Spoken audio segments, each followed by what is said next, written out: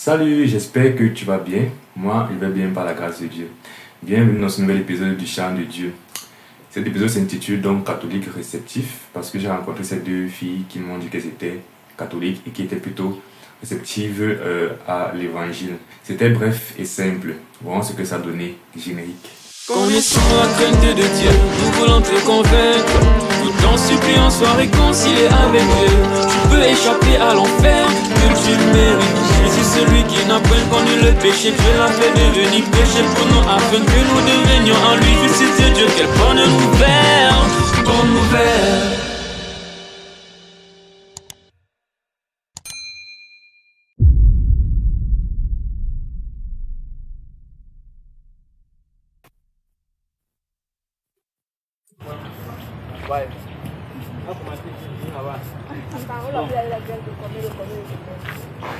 Bonsoir. Bonsoir. Bonsoir. Pardon pour le dérangement. Je suis en train de prêcher en fait la parole de Dieu. Je ne sais pas si vous avez quelques minutes à m'accorder pour écouter. Ça sera long. Quelques minutes. You have a floor. Thank you. Are you English speaking people? Francophone. Ok. Je vais prêcher en fait ce que la Bible dit. Vous êtes des croyants. Catholique. Ok. Est-ce que vous êtes déjà... Parce que moi je prêche en fait la bonne nouvelle du salut, n'est-ce pas? Comment faire pour être réconcilié avec notre Créateur, pour partir au ciel? Bon. Si il arrivait que vous perdiez la vie ce soir et que vous vous retrouvez devant Dieu afin qu'il vous juge, êtes-vous déjà prêt en fait pour être reçu au ciel? Une fois de plus, première étape, quelle est la compréhension de l'évangile?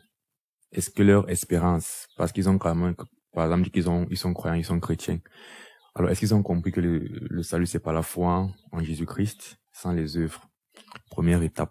Ça, je sais pas. Moi, je suis prête. D'accord. Et toi, Boss? Je suis quoi?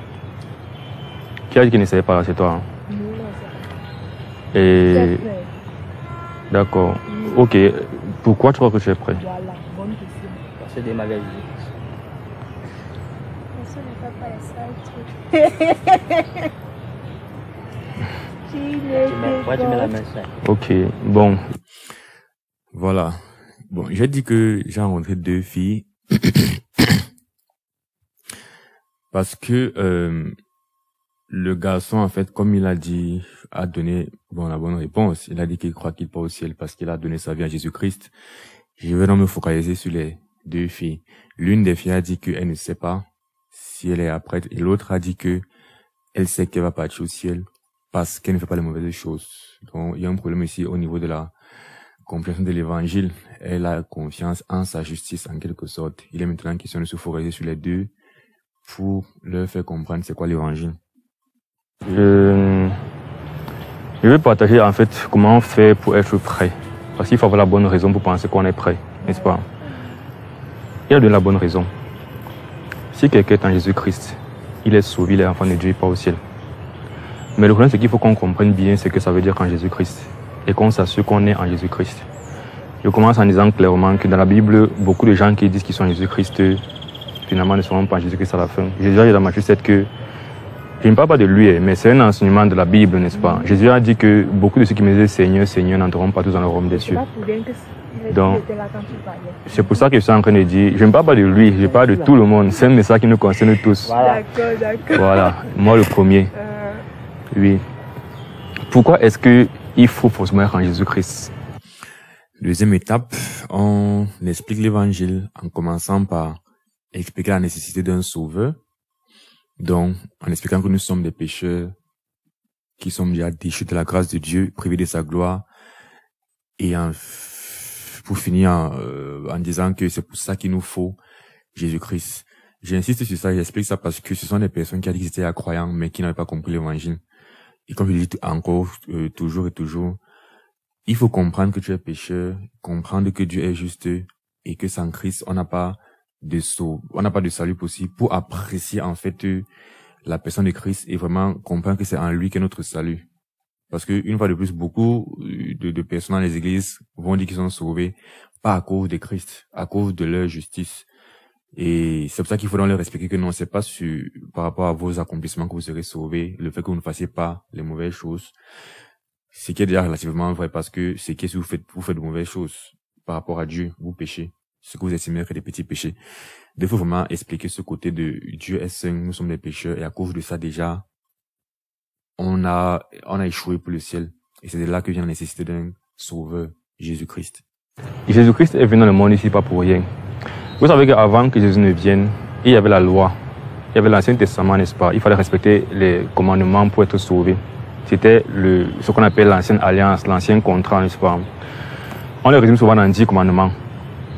Bon, si on prend seulement les 10 commandements, parce qu'ils sont bien plus, si vous lisez un livre comme le livre de Lévitique par exemple, ou d'Exode, où on détaille la loi de l'Éternel, où dans les 10 commandements, on n'a pas dit tu n'auras pas de rapport sexuel avec ta sœur.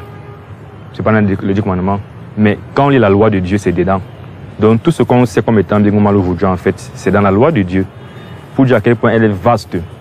Mais si on prend seulement les 10 qui la résument, si je demande maintenant, c'est ce que quelqu'un aille à voler, parce que si tu ne voudras pas ton commandement, tout le monde aura à voler, n'est-ce pas? Est-ce que quelqu'un déjà, peut-être, peut-être pas forcément l'adultère, physiquement, mais Jésus a dit que quoi? Vous avez entendu, il était dit, tu ne commettras pas d'adultère, mais moi je vous dis, celui qui regarde une femme avec mauvaise pensée a déjà commis l'adultère dans son cœur. Donc, ce qui est sûr, je suis un garçon, j'ai regardé les femmes avec les pensées sexuelles, et inversement, je suppose, n'est-ce pas? Pour dire que si nous nous en tenons à la loi, n'est-ce pas, personne ne sera sauvé. Parce que personne ne peut garder la loi, ne peut garder les 10 commandements, et même plus que ça. Maintenant, Dieu est un juste juge. Ça veut dire que pour entrer dans sa présence, il faudrait être sans péché. Dans la Bible, la plupart des gens qui ont rencontré l'ange de Dieu ont commencé à pleurer que je vais mourir.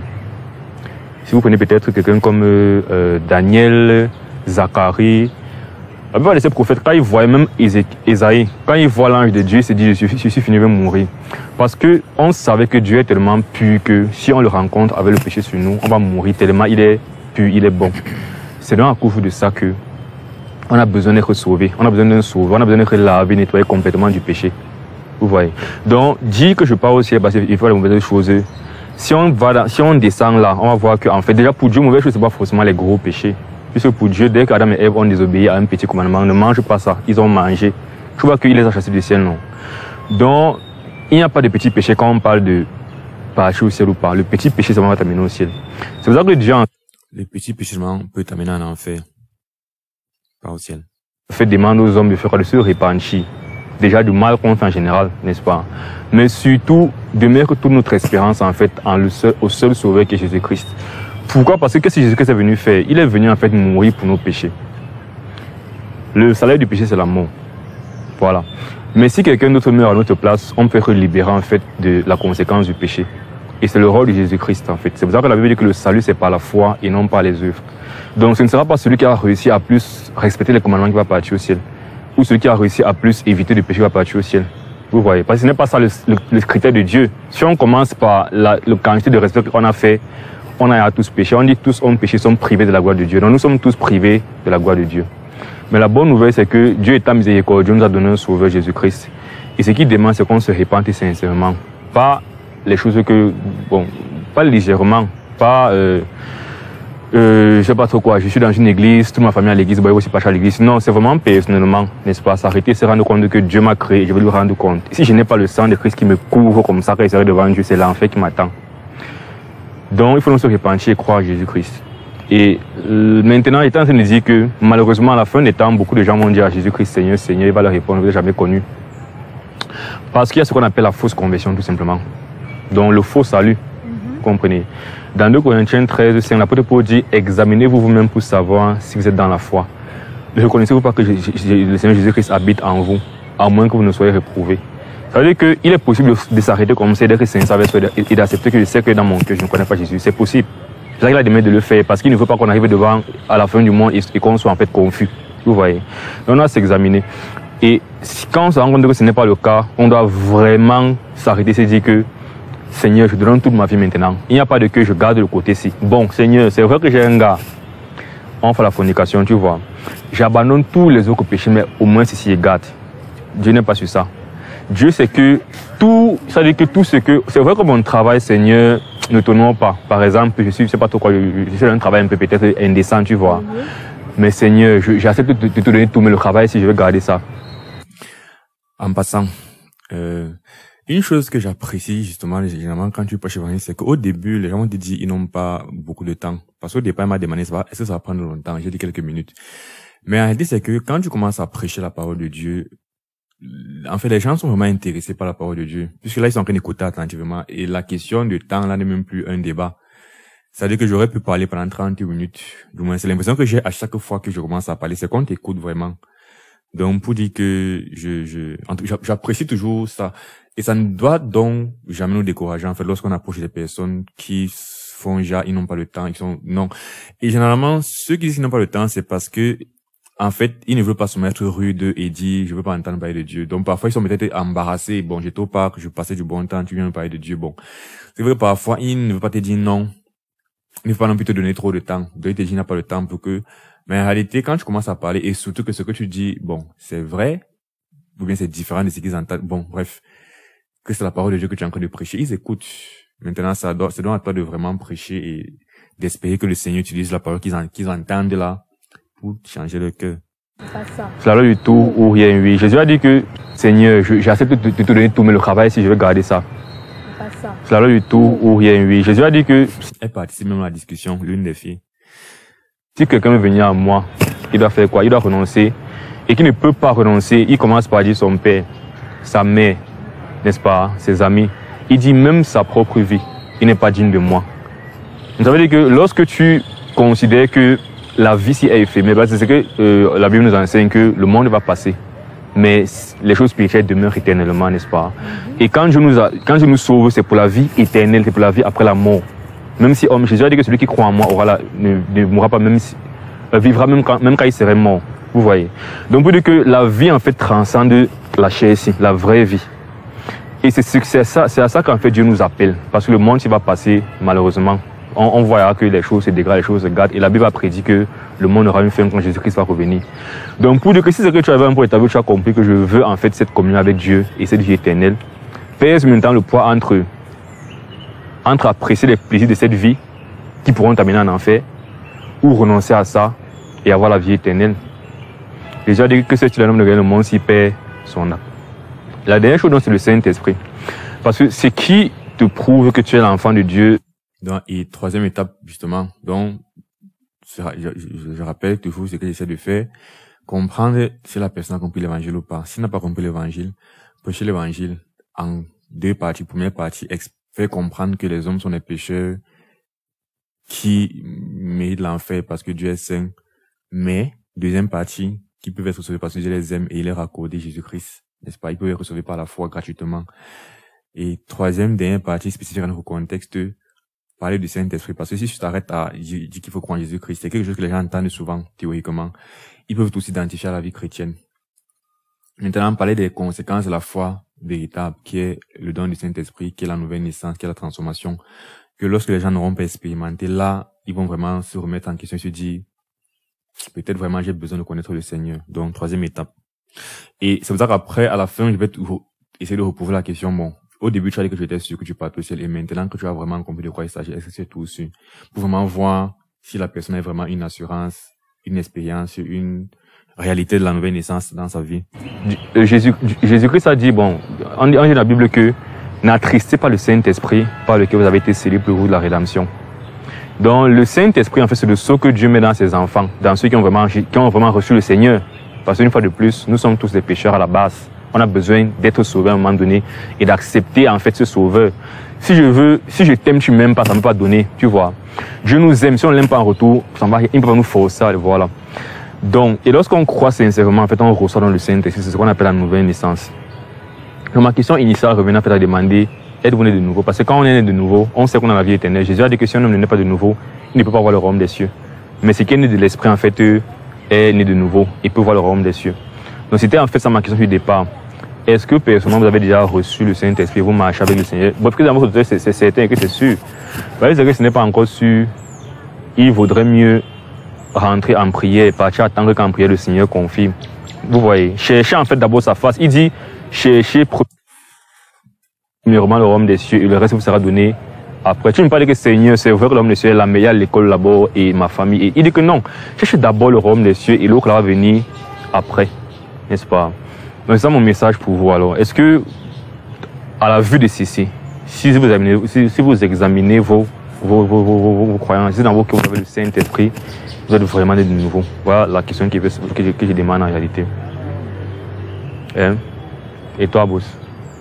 Toi, vous avez compris, la fille a dit, Celle qui avait dit au départ qu'elle était ce qui est partie au ciel.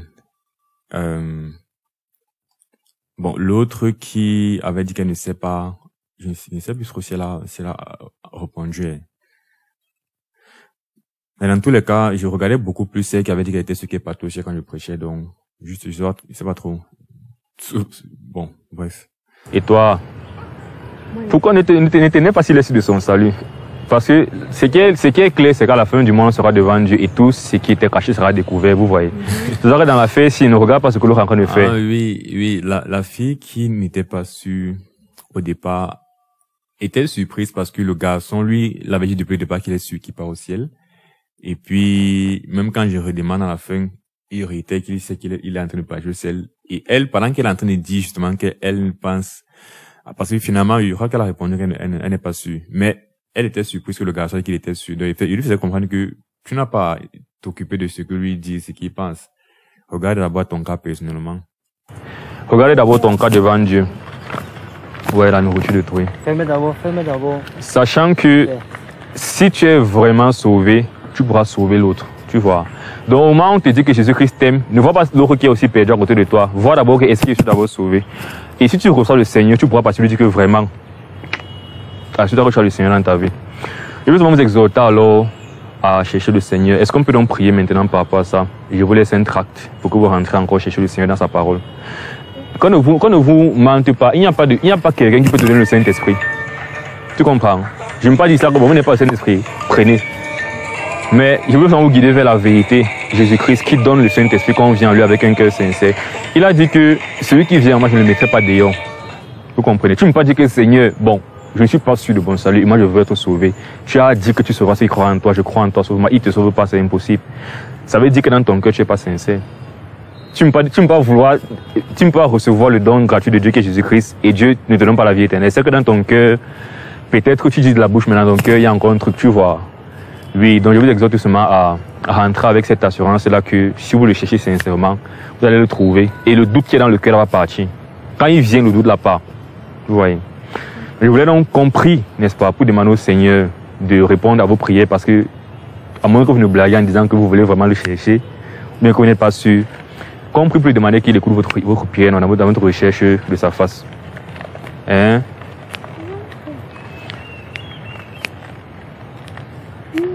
Je me prénomme Yvan. Je peux connaître vos noms. On est là. Emmanuel. On est là.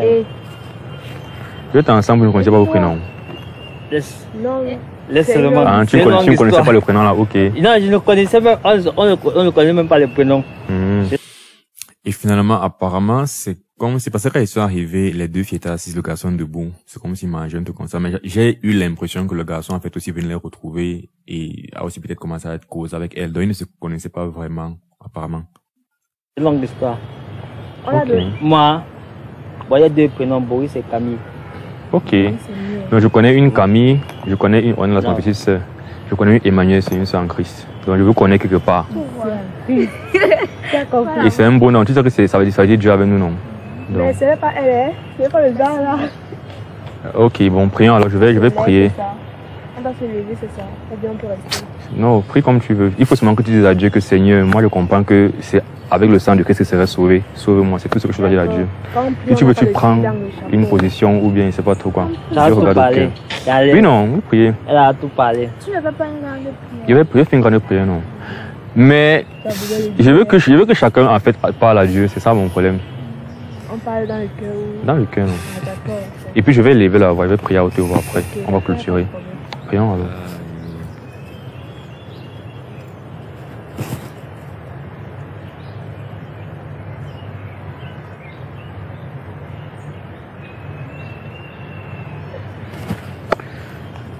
Père éternel, je te rends grâce pour ce moment que tu as rendu possible Et je te présente tes filles Ornella, Emmanuel et ton fils Camille. Et je te rends grâce pour Camille qui a confié le Christ et qui a l'assurance, Seigneur Dieu, qui te connaît. Je te prie pour Ornella et pour Emmanuel qui ont des doutes, afin, Père, que dans tous les cas, tu reçoives leur prière qui est celle d'être en Jésus-Christ, notre seul Seigneur et Sauveur, celui qui est mort pour nous réconcilier avec toi, Seigneur Dieu, celui en qui on a le salut et la vie éternelle. Je te prie, Père, de prendre le concours de leur vie dès aujourd'hui et de les assister dans la suite des événements, dans la suite des journées qui vont arriver. Le malin va venir essayer de les détourner de la voie qu'elle veut prendre, de l'engagement civique qu'elle veut faire, Seigneur Dieu.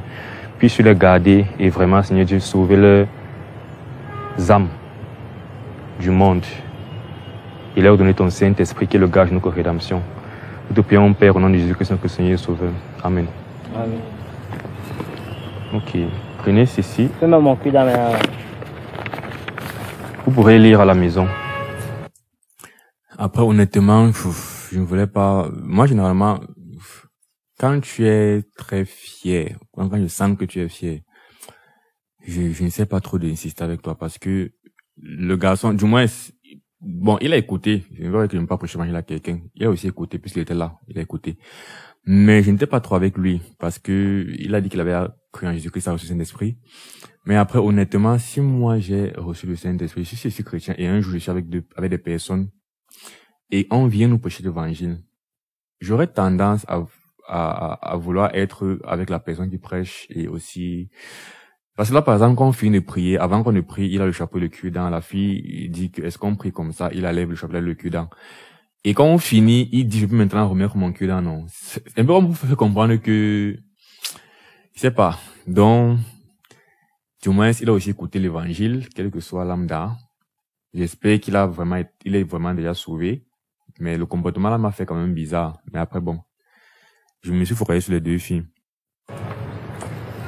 C'est juste l'évangile, c'est le même message. La Bible dit que la parole vient de ce qu'on entend vient de la foi vient de ce qu'on entend vient de la parole de Dieu. Donc ce sont juste des versets.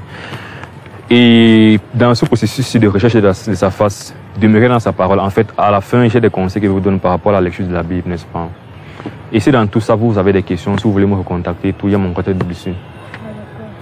Ok, bonne soirée. Merci.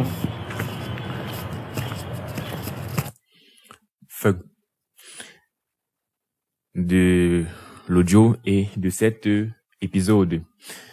J'espère que mes petits conseils, ma petite expérience vont t'encourager à davantage pousser l'évangile à ta famille, à tes amis, à tes proches et même à des inconnus. Je rappelle mon nouvel album, Le Dieu de mon salut. Les liens sont dans la description. On se retrouve dans une prochaine vidéo. Que Dieu te bénisse. Porte-toi bien d'ici là. Ciao. Tu opères dans le secret, tu te caches au cœur rebelle. J'ai cherché partout la paix, sans succès. Tu n'es pas dans les extras.